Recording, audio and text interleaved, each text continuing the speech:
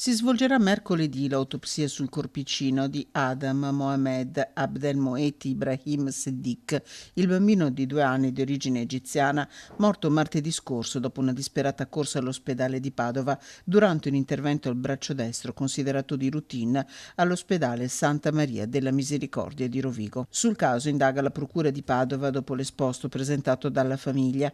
Nel frattempo, nell'ULSS 5 Polesana, la Regione Veneto ha inviato gli ispettori. Abbiamo attivato una procedura con Azienda Zero che permette ovviamente delle visite ispettive dopo l'audit clinico da parte del reparto.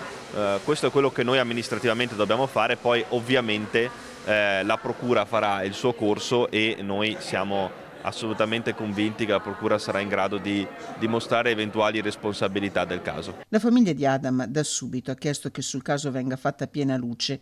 In Italia da un anno con i genitori e i fratelli Adam viveva a Fidenza nel Permense. Accanto ai genitori disperati per la perdita del loro figlio più piccolo, l'Associazione degli Egiziani in Italia. Domenica in 200 hanno chiesto giustizia davanti all'ospedale Polesano. Vogliamo che esci fuori la verità di questo ospedale. Vogliamo sapere cosa è successo al nostro figlio. Giustizia!